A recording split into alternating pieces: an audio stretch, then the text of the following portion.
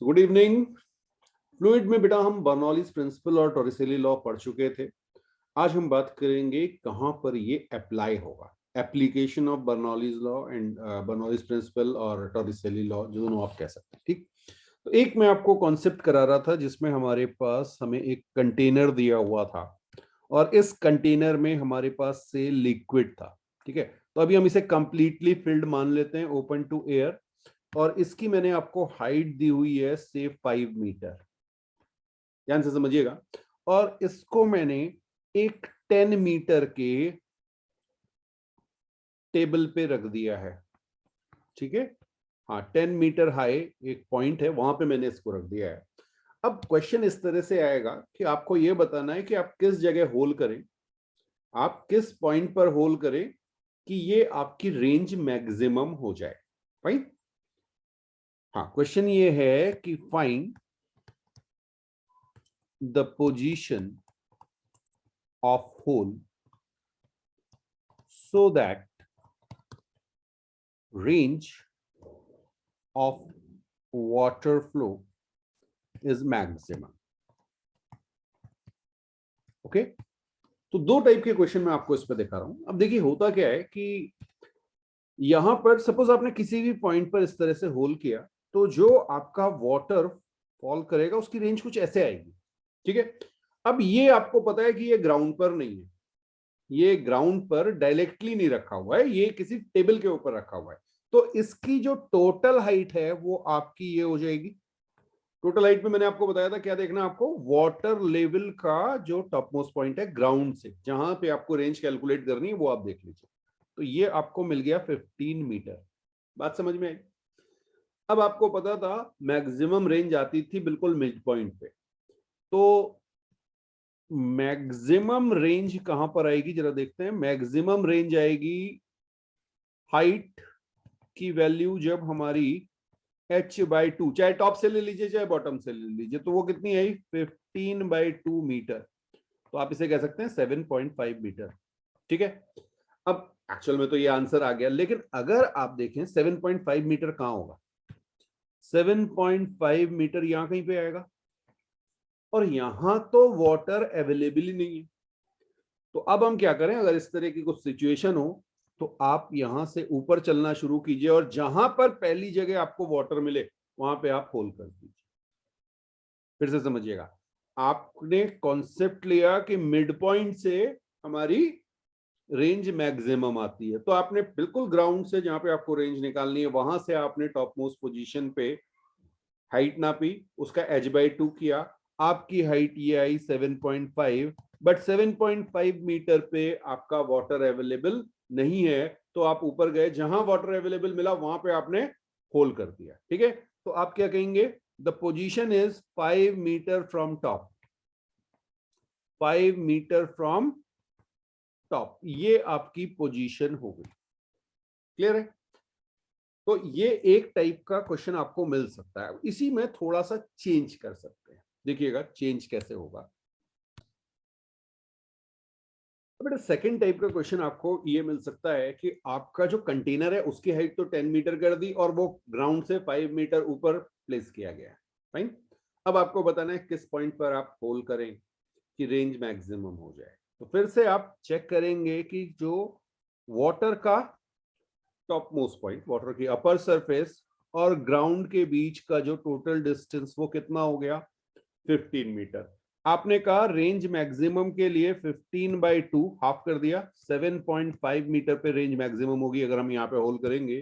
तो आपने चेक किया 7.5 मीटर यहाँ कहीं पे आएगा और यहाँ पे वाटर अवेलेबल है, तो आप इसी पोजीशन पर होल कर दीजिए, यहां से आपकी रेंज मैक्सिमम आ जाएगी। ठीक है, तो इस तरह से आप इन क्वेश्चंस को कर सकते हैं। और आपको पता है ये रेंज कितनी थी, 2√h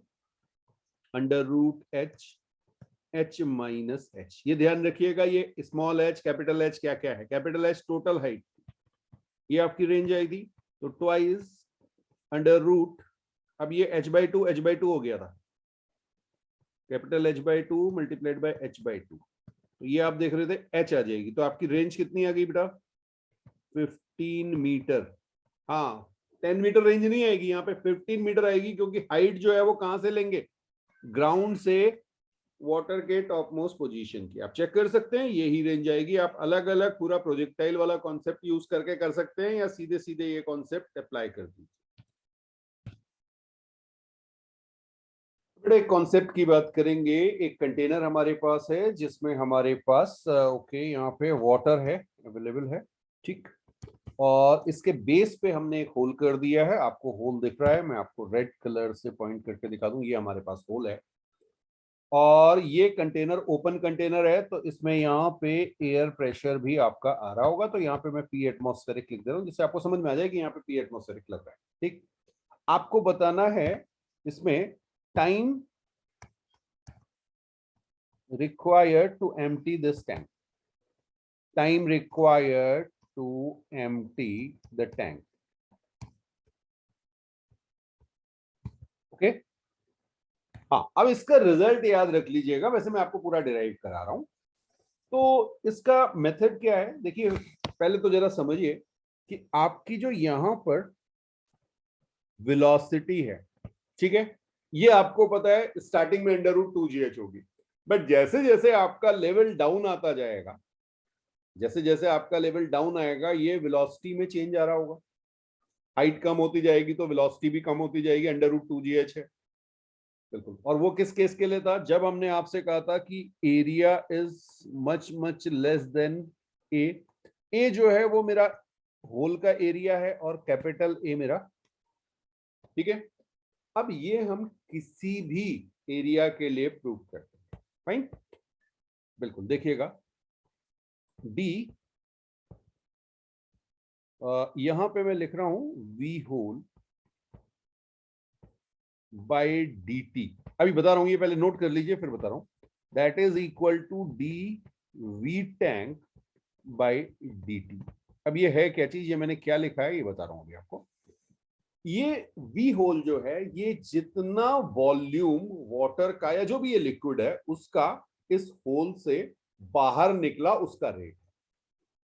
प्लीज ध्यान रखिएगा, V hole is volume exit from hole, ठीक है। ये बात समझ में आई। और वी टैंक क्या है, वी टैंक क्या है,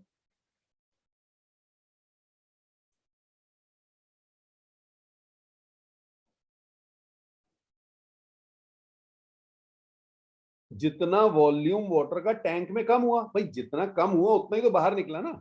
ओके, तो वॉल्यूम ऑफ टैंक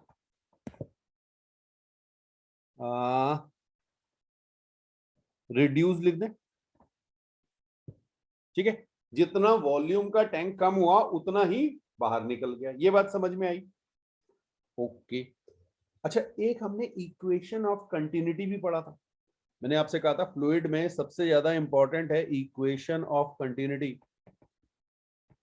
तो इक्वेशन ऑफ कंटिन्यूटी जरा हम लगा देते हैं यहाँ पे, और कहां पे लगा रहे हैं वो मैं आपको बता दूं। एक मिनट होल्ड कीजिएगा आप। देखिए देखिए देखिए, आपने कहा सर किसी, क्योंकि वेरिएबल है तो आपने कहा किसी टाइम पर y डिस्टेंस पर, किसी टाइम t पर y हाइट थी, मान लीजिए वाटर इस लेवल पे था, ठीक है, कोई भी वेरिएबल हाइट आपने ले ली। और आपने कहा कि dt टाइम पे इसमें थोड़ा सा वॉल्यूम कम हो गया, इसको मैं कह रहा हूं dy। ये बात समझ में आई। इलाज करके आपको दिखा दूं, भाई ये जो हाइट मैं आपको दिखा रहा हूं ना, ये रेड कलर से जो दिखा रहा हूं, ये हाइट मेरी dy हाइट, छोटा सा dy ले लिया, slight change in y, okay. और y लेंथ पे ये कितनी देर में हुआ है, dt टाइम पे हुआ है।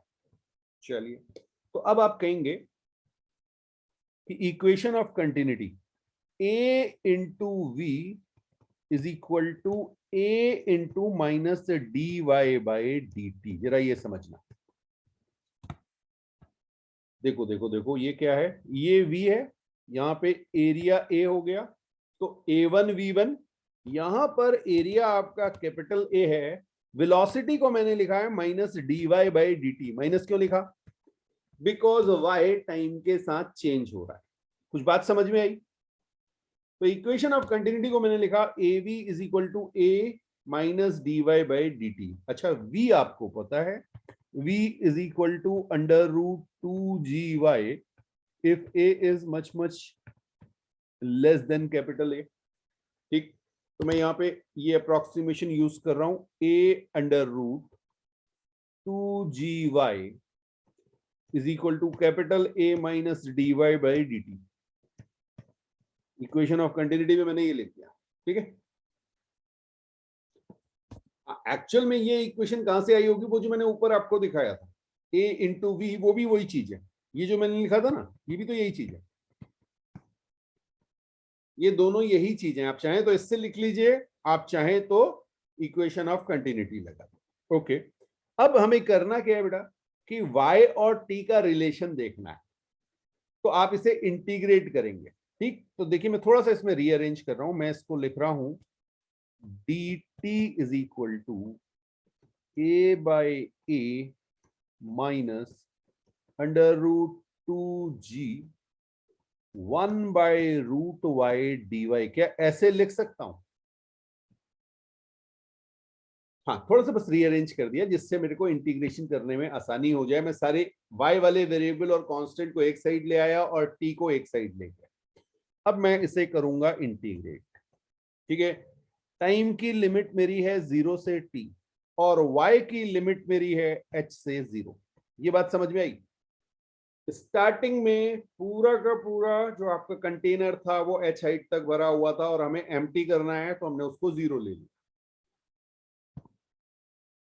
ओके, अब आप देखें इंटीग्रेशन dt आपका क्या हो जाएगा, यहाँ टाइम आ जाएगा। आप चाहें तो t माइनस 0 लिख लीजिए, कोई बात नहीं, t माइनस 0 बिल्कुल सही बात है, आपको लिखना तो पूरा ही चाहिए, t माइनस 0। ओके, माइनस ए रूट 2g, ये तो कांस्टेंट है, इंटीग्रेशन से बाहर आ गया। यहां पे आप लिखेंगे integration y to the power minus half dy और y की लिमिट h से 0। कोई डाउट तो नहीं है इस पे? ओके, अब इसको जरा इंटीग्रेट कर दें तो ये मेरे पास आएगा minus a by a root 2g y to the power minus half को अगर आप इंटीग्रेट करेंगे तो ये आपका आ जाएगा y to the power half divided by half और लिमिट मेरी हो जाएगी h से 0। चेक कर लीजिए जरा।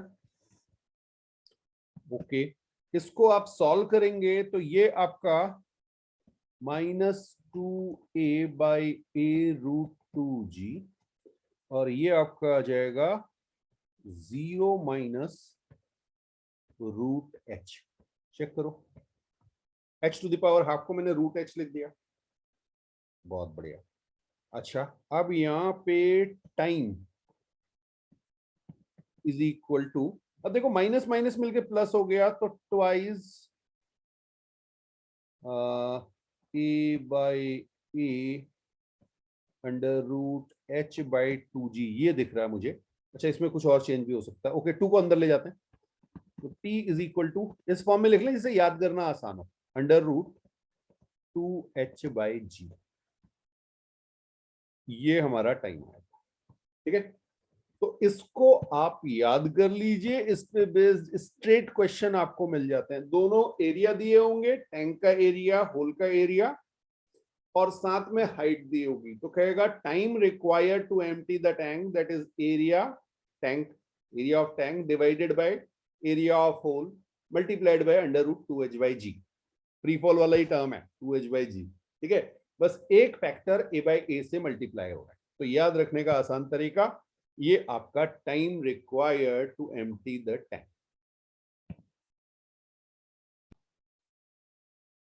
अब बेटा बात करेंगे लिफ्ट ऑफ एन एयरक्राफ्ट। ठीक है, कि कोई एयरप्लेन या एयरक्राफ्ट जो है वो कैसे लिफ्ट होता है, और इसमें बर्नौलीज प्रिंसिपल अप्लाई होता है। ठीक है, तो अगर हम बर्नौली प्रिंसिपल की बात करें, और हमने आपसे कहा था कि बर्नौली प्रिंसिपल हमारा था P1 plus half rho V1 square, Bernoulli's equation आप इसे कह सकते हैं, plus rho GH1 is equal to P2 plus half rho V2 square plus rho GH2।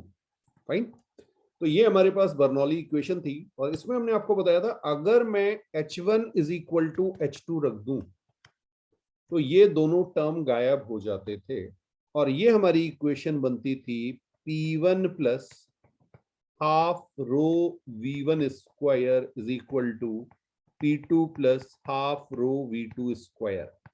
और ये इक्वेशन हमसे कहती थी कि जहां पर हमारा प्रेशर ज्यादा वहां हमारी वेलोसिटी कम, या रिवर्स भी कह सकते हैं, जहां पर वेलोसिटी कम वहां पर प्रेशर ज्यादा।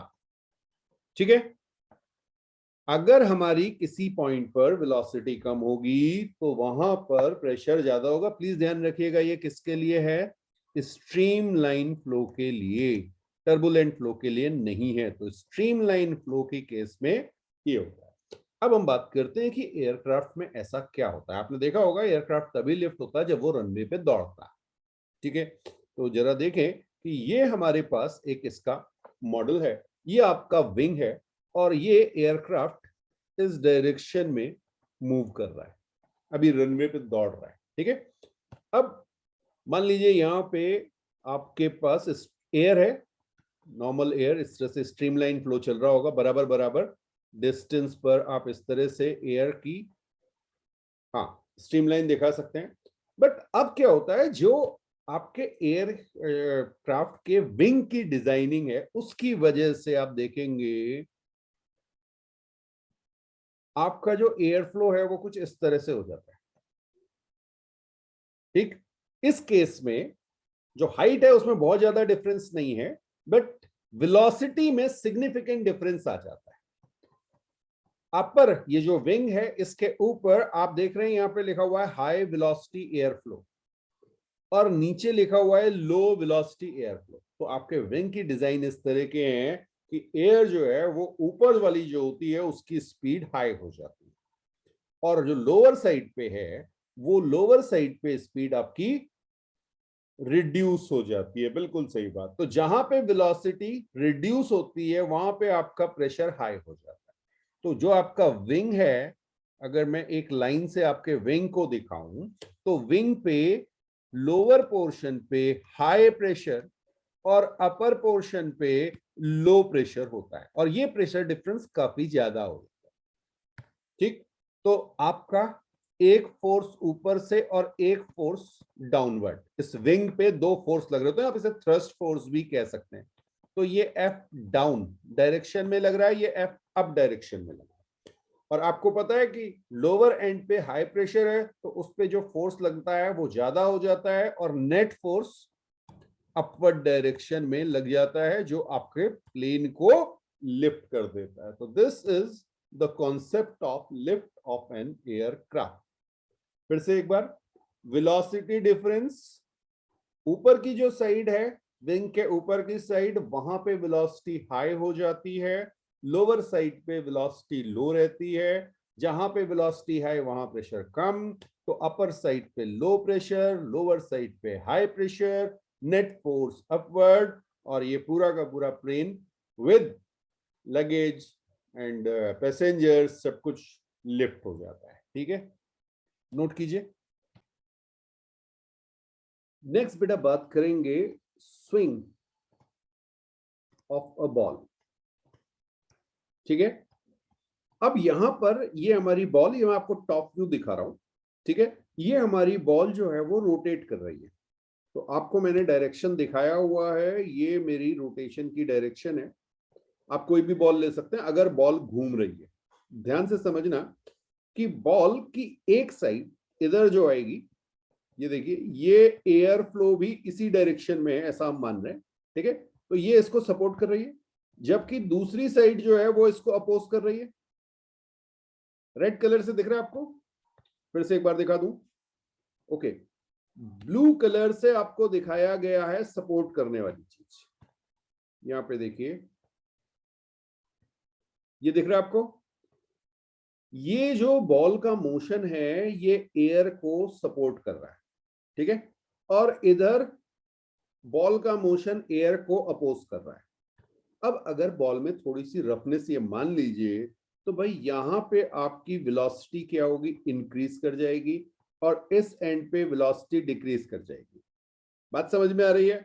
तो जहां वेलोसिटी इंक्रीज की वहां पर आपके पास लोअर प्रेशर लिखा हुआ है, वेलोसिटी इंक्रीज होने पे सेम हाइट पे प्रेशर लो हो जाएगा और यहाँ पे प्रेशर इंक्रीज कर जाएगा। बात समझ में आई?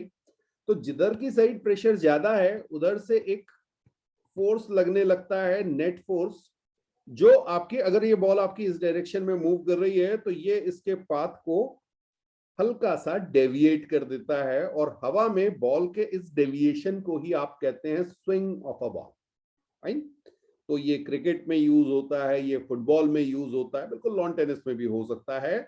डिपेंड करता है कि आपकी, और बहुत और भी फैक्टर्स हैं, ये सिर्फ मैंने आपको ये बताया, बट वेलोसिटी बहुत ज्यादा इंपॉर्टेंट है, उसका मैग्नीट्यूड क्या है, क्योंकि आपको क्या चाहिए, स्ट्रीमलाइन फ्लो, टर्बुलेंट नहीं होना चाहिए। तो बहुत सारे और फैक्टर्स होते हैं, but swing of a ball में आपका बर्नौलीज प्रिंसिपल लगता है और कॉन्सेप्ट वही है, जहां पर वेलोसिटी ज्यादा वहां प्रेशर कम। तो दो साइड पे, बॉल की दो साइड पे आप वेलोसिटी डिफरेंस किसी तरह से क्रिएट कर दीजिए तो प्रेशर डिफरेंस क्रिएट होगा और आपकी बॉल स्विंग करने लगेगी। आप इसको एक और एग्जांपल ले सकते हैं, आप खुद भी ट्राई कर सकते हैं घर पे। आपके पास अगर टेनिस बॉल हो तो इसके आप हाफ पोर्शन पे टेप लगा दीजिए,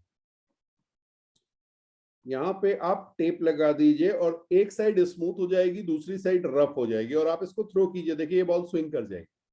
ठीक है, तो ये आप घर पे ट्राई कर सकते हैं।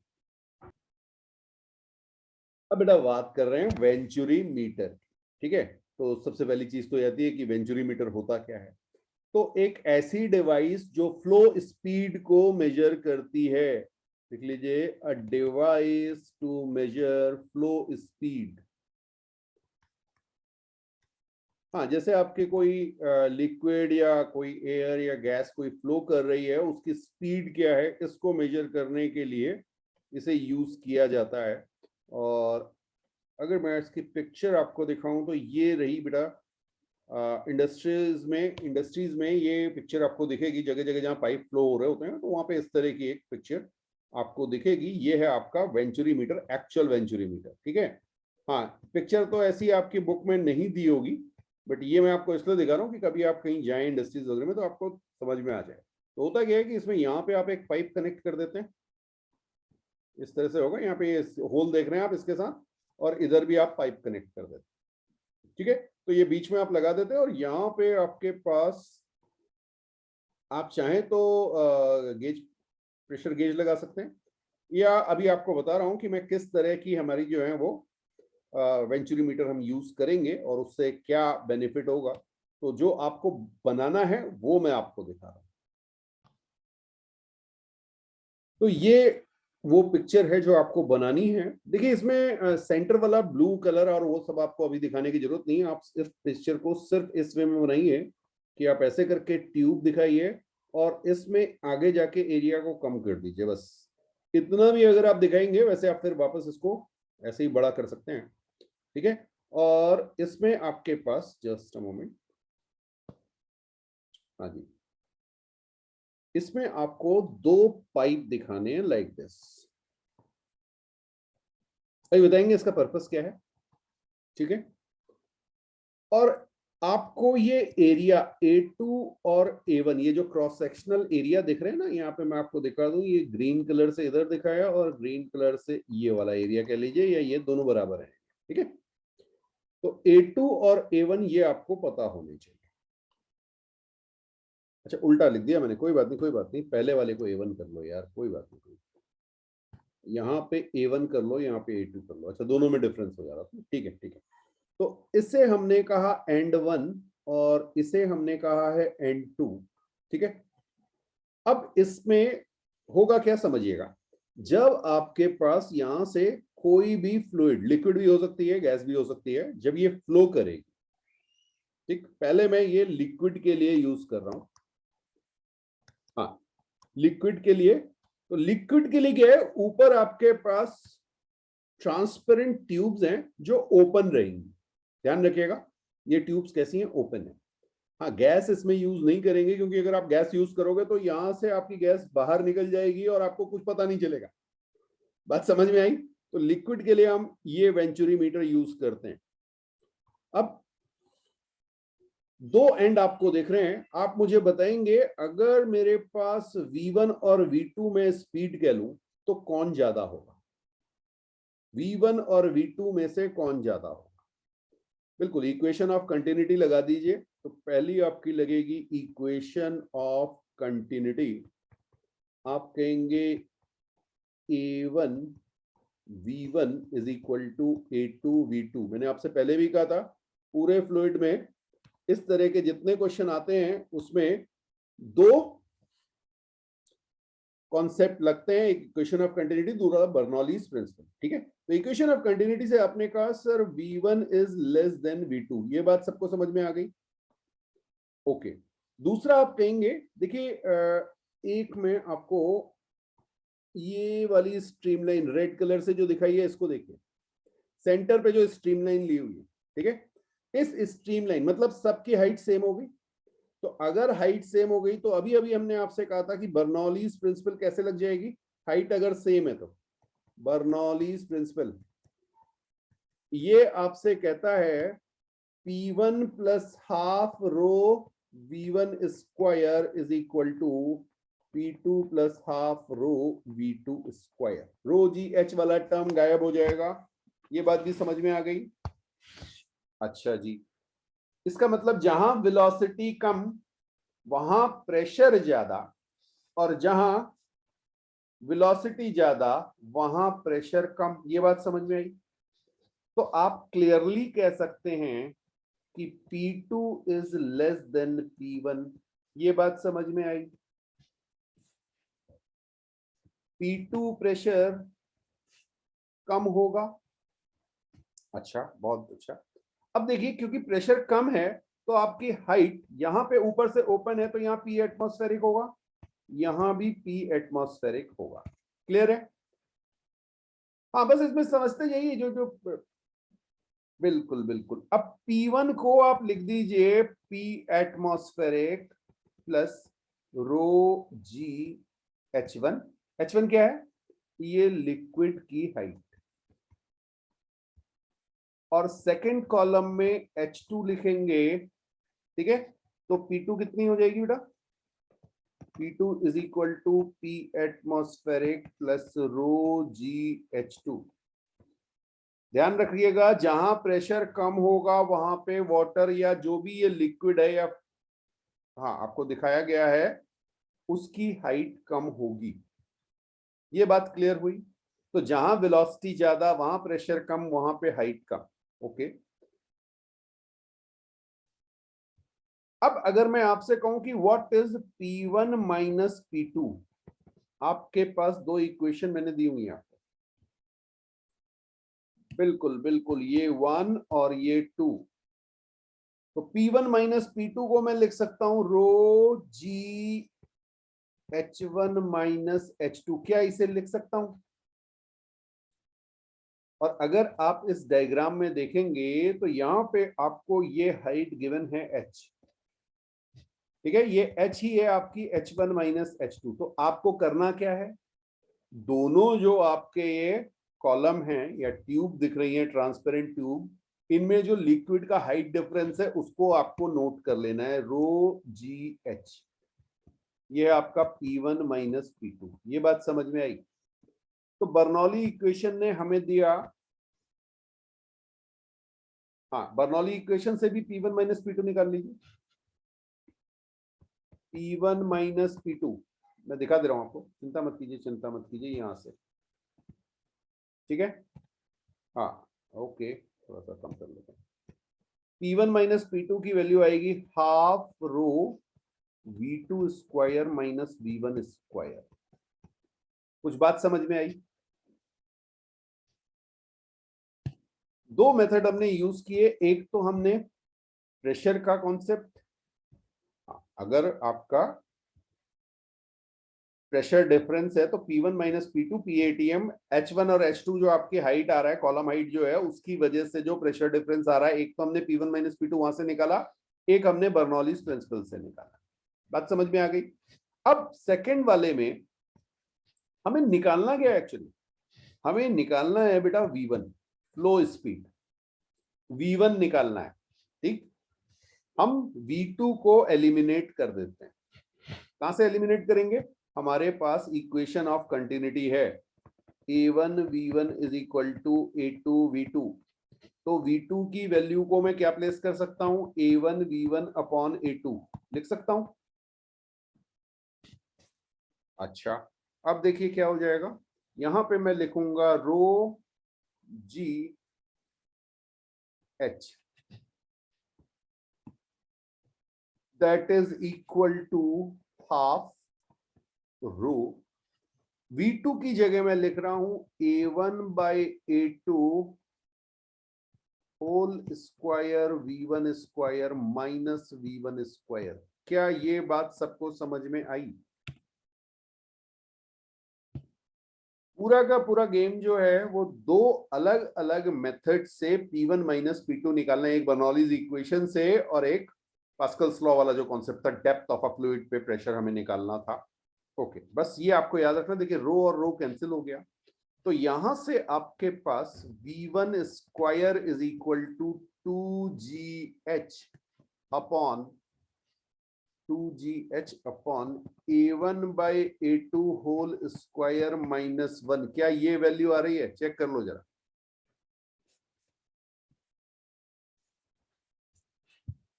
ठीक है, और ये अगर आपके पास आ गया तो आप कहेंगे V1 is equal to under root 2GH by A1 by A2 whole square minus 1।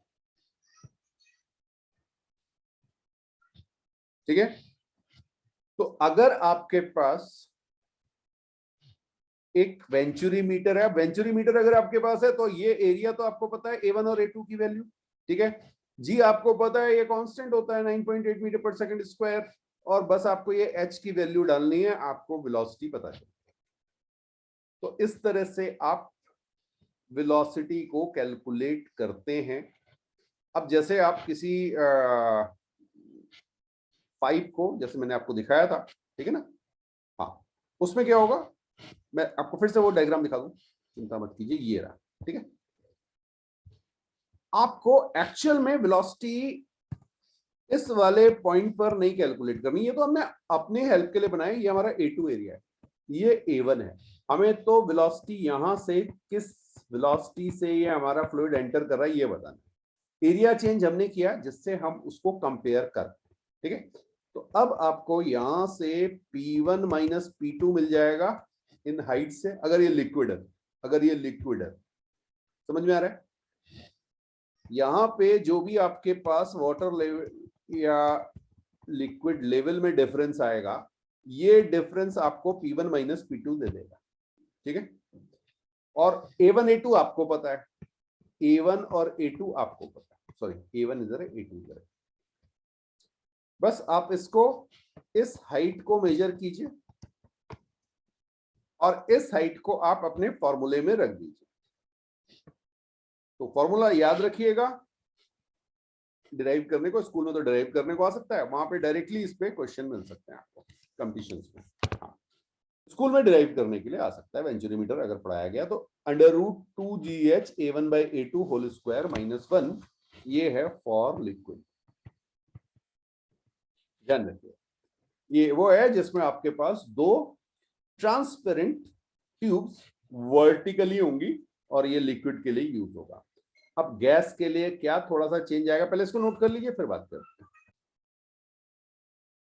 अब बेटा venturi meter for gases, venturi meter for gases. ठीक है, अब अगर आपके पास गैसेस हैं तो सपोज यहां से आपकी गैस आ रही है।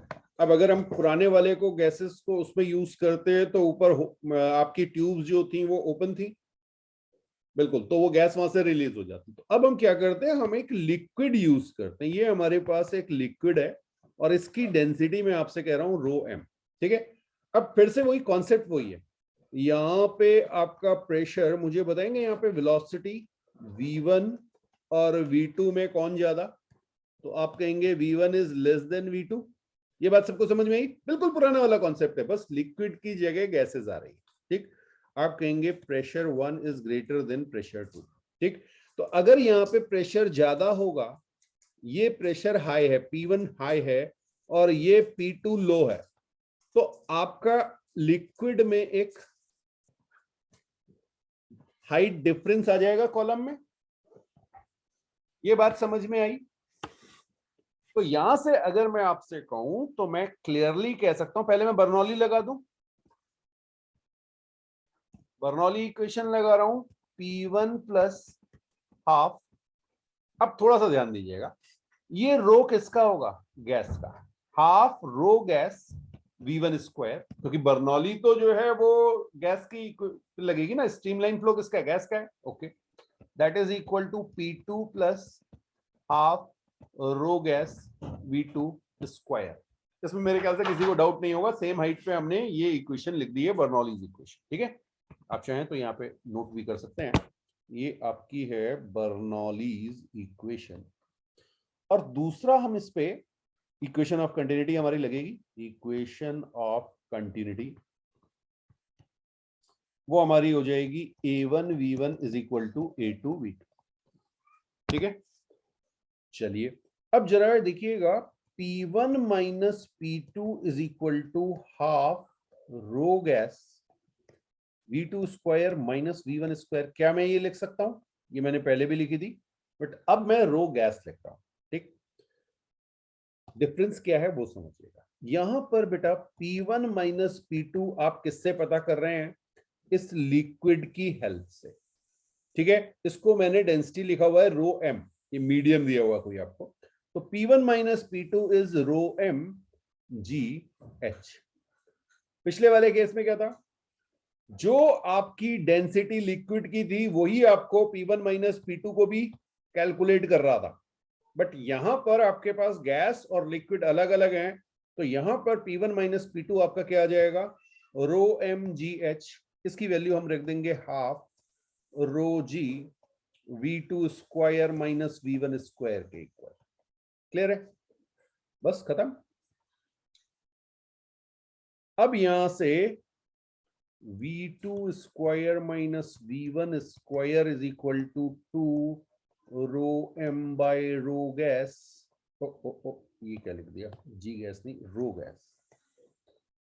हाँ, इंटू जी इंटू एच, एक तो ये आया।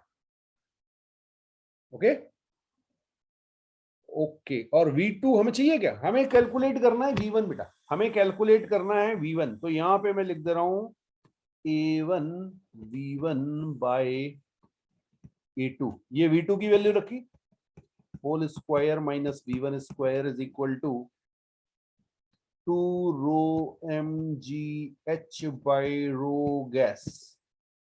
और यहां से जब मैं V1 स्क्वायर कॉमन लूंगा तो V1 स्क्वायर की मेरी वैल्यू आ जाएगी 2 rho M G H by rho gas A1 by A2 whole square minus 1। Check करो जरा। ठीक है, अब अगर आप रो और रो को कैंसिल कर देंगे तो ये लिक्विड के लिए हो जाएगा, गैस के लिए आपको ध्यान रखना है। बिल्कुल, तो ऑलमोस्ट सिमिलर से फॉर्मूले हैं, एग्जैक्टली सेम नहीं है। मैं फिर से आपसे कह रहा हूं, एग्जैक्टली सेम नहीं है, सिमिलर है। तो आप चाहें तो किसको याद करना चाहिए?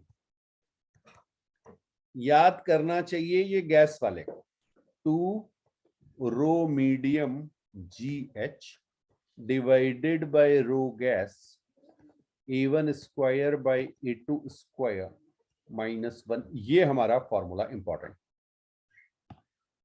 हाँ, अगर आपने इसको याद कर लिया तो ये है फॉर गैसेस, और लिक्विड के लिए for liquid rho m is equal to rho gas रख देना, क्योंकि दोनों जगह आपको लिक्विड ही यूज करना है, आपको किसी भी डिफरेंट मीडियम की रिक्वायरमेंट नहीं है। यहाँ पे गैस है, इसलिए आप लिक्विड को प्रेशर डिफरेंस के लिए यूज कर रहे हैं, इसलिए यहाँ पे दो आपके डेंसिटी आ रही है, रो मीडियम और रो गैस। अगर लिक्विड है तो दोनों जगह सेम होगा, रो गैस कैंसिल हो जाएगा। आपका फॉर्मूला आया था √2GH by A1 by A2 whole square minus 1। Note कीजिए। तो अब बेटा कॉन्सेप्ट देखेंगे स्प्रे गन का। ठीक है, इसमें क्या है, इसमें आप ये जो आपको पिस्टन दिख रहा है, इस पिस्टन को आप फॉरवर्ड और बैकवर्ड डायरेक्शन में मूव कराते हैं, और आपके पास यहाँ पे इस तरह से,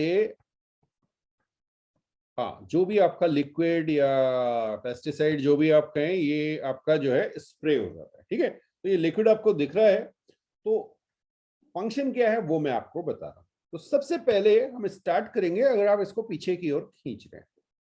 ठीक है, देखिए यहां पर आपके पास जो कंटेनर है, ये रेड कलर से मैं आपको दिखा रहा हूं, ये हमारे पास एक होल है। ये होल क्या करता है, आपके यहाँ पे प्रेशर P एटमॉस्फेरिक रखता है। तो जो आपके पास लिक्विड है उसमें यहाँ पे आपके पास एयर भरी हुई है, और ये होल क्या करता है, इसको एटमॉस्फेरिक प्रेशर के बराबर मेंटेन करे रखता है। ठीक, अब बहुत ध्यान से समझिएगा, आपको मैं एक एंड ये दिखा रहा हूं, दूसरा एंड ये दिखा रहा हूं, दो एंड हैं आपके पास। क्लियर? एक है नोजल वाला पॉइंट, थोड़ा सा इनलार्ज करके अगर मैं आपको दिखाऊं, और एक ये, तो 1 पॉइंट नोजल वाला और 2 पॉइंट, तो दोनों जगह अगर आप एरिया देखेंगे तो A1 और A2 दोनों में सिग्निफिकेंट डिफरेंस है। ये क्लियर हुआ आपको? तो आप मुझे बताएंगे कि V1 और V2 में कौन बड़ा? V1 और V2 में कौन बड़ा? बिल्कुल सही बात है, जिसका एरिया कम वो बड़ा, तो V1 बड़ा हो गया, V2 छोटा हो गया। पक्का सोच लेना।